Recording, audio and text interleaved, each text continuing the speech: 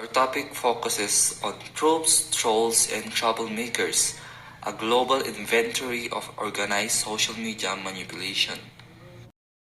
Here are critical questions. 1. How social media manipulation can affect the mindset of other persons. 2. How cyber tropes manipulate social media.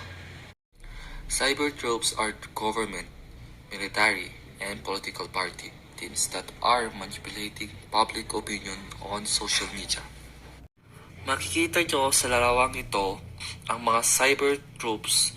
Ginagamit nila ang social media upang ma-manipulate ang opinion ng mga ibang karamihan ng gumagamit ng social media. Meron silang different capacity, tools, and techniques of these practices on different countries. Ang halimbawa nito sa social media posts, may good side at bad side. Noong eleksyon ni Rodrigo Digong Duterte na sinabi niya, he will promise that he will cleanse the war on drug 3 to 6 months. Yung mga voters sa Pilipinas, naniwala kagad sila dito. No? Kasi imagine mo, 3 to 6 months na uubusin yung mga drug addicts sa Pilipinas. Tapos yung, yung ibang tao naman, di sila naniwala na kaya bang ubusin ng 3 to 6 months ang mga drug addicts sa Pilipinas. Nang naging presidente na si Rodrigo Digong Duterte, ginawa niya yung promise niya na pag-ubos sa mga drug addict, pero hindi inabot ng 3 to 6 months, inabot ng years. Yun yung good side. Pinatunayan niya yung promise niya na pag-ubos sa war on drugs.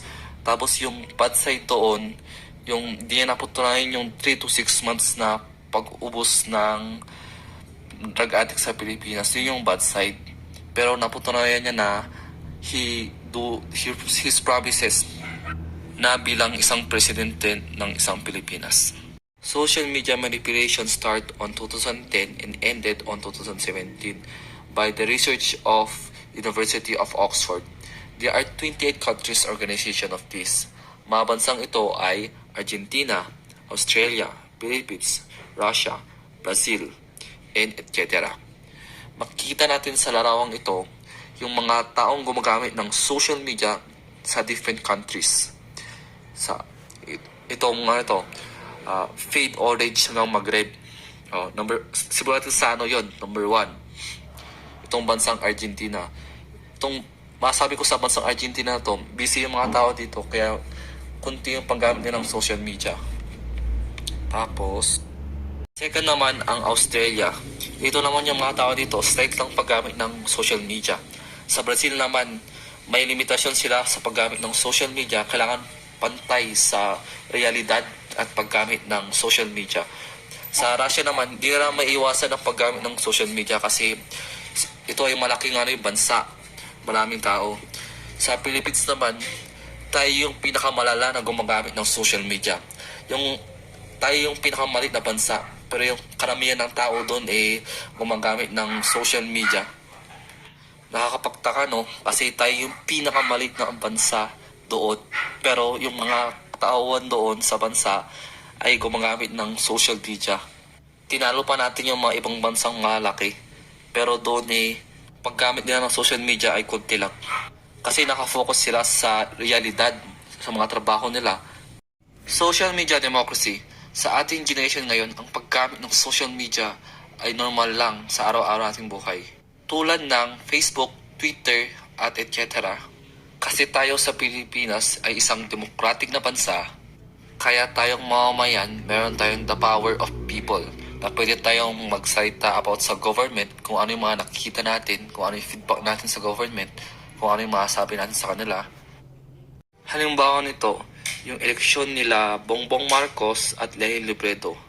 Sa speech ni Bongbong Marcos na sinabi niya na universe choice, kasi yung mga mamamayan sa Pilipinas may karapatan sila kung sino ang pipiliin na magiging presidente ng Pilipinas. Sa speech ni Leni Robredo, ang sinabi niya doon ay, ako ang dapat niyong iboto maging presidente ng Pilipinas dahil hindi ako kurap at hindi ako magnanakaw sa bansa. Ang pinpoint niya dito ay si Ferdinand Marcos Jr. na kurap daw siya at magnanakaw. Kaya sa ating generation ngayon na gumagamit ng social media, minamanipulate tayo para maniwala kay Lenny Robredo sa kanyang sinasabi upang hindi iboto si Ferdinand Marcos Jr. Sa huli, nanalo si Bongbong Marcos Jr. na bilang isang presidente dahil napatunayan sa social media na mas marami ang nagawa ni Bongbong Marcos Jr. na achievements niya na promises sa bayan niya kumpara kay Lenny Robredo na bilang isang Vice President ng Pilipinas na korap at walang ginawa at konti yung achievements niya kumpara kay Bongbong Marcos Jr. na marami. Kaya yung mga manipulate ni Lenny Robredo na sa ating generation ngayon na paggamit ng social media, tayo ay naniwala. Pero yun ay fake news. More clarification of cyber tropes. They are the one manipulating the social media by applying offensive cyber tactics such as hacking, surveillance, so they can target the one who is trolling and harassment the campaign. Sa larawang ito, makikita ninyo ang public opinion ng iba't ibang tao sa paggamit ng social media, kung ano ang kanilang idea, paniniwala, at feedback sa iba-ibang opinion ng mga tao na merong positive at negative impacts ng manipulation. The effect of commenting on social media posts. One of the biggest benefits of commenting on social media is that it allows netizens to share critical information in a crisis, like when a strong typhoon hits and other individuals want to know the location, how intense and how are the casualties doing, so that other people who want to help can assess if they are to go and if they are to help the community. The media also acts as watchdogs, checking government actions. They set the agenda for public discussion of issues and provide a forum for political expression that lets you have your say about certain laws and prohibitions you want to comment on, making it easier for people and individuals to discuss issues, organize around causes, and hold leaders accountable for their actions.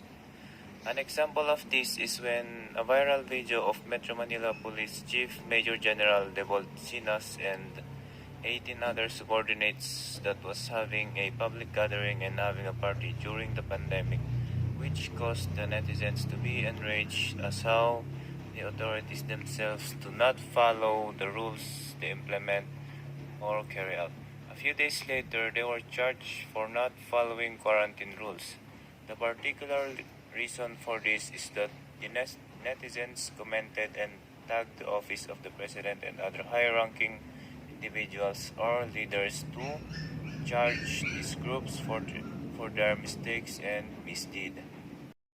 Of negative effects of commenting on social media posts are individuals who are using social media to manipulate other individuals or groups by spreading fake news, like saying that a certain candidate for office has bought a lot of votes and that he saw and experienced it himself, which individuals or people will believe that causes these candidates to lose followers and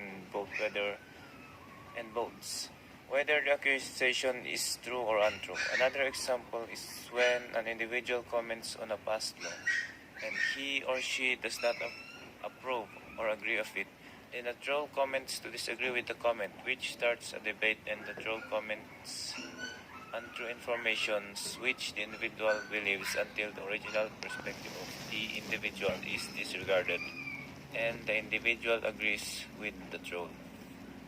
Individual targeting.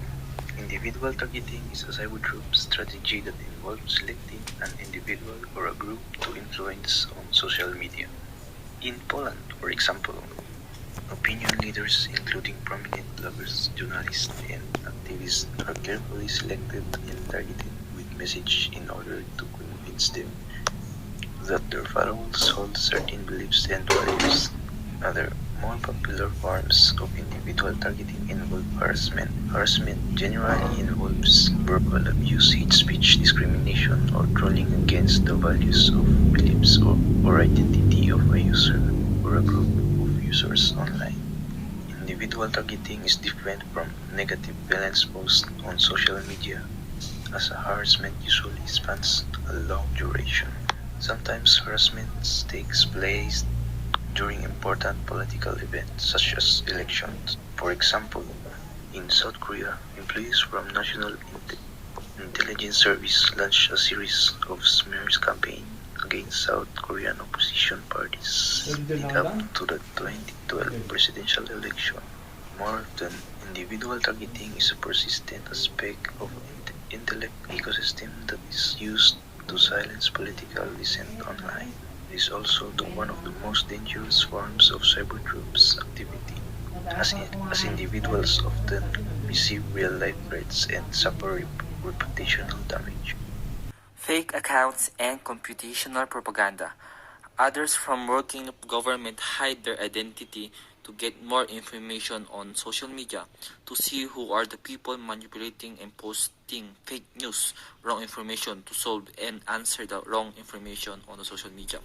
Bots are often to see this on social media that purpose is to flood fake news only, and its purpose to manipulate people on the social media.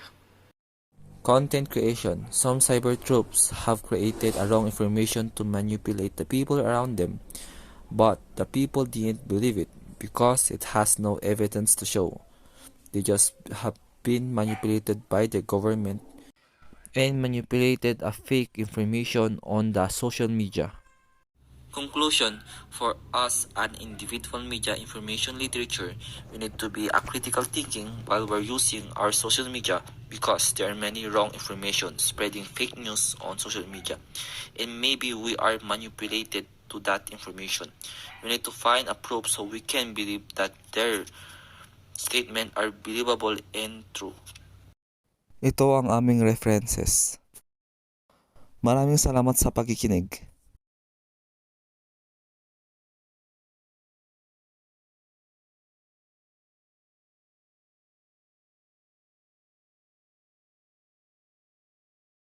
Ito ang aming reference. Thank you for listening.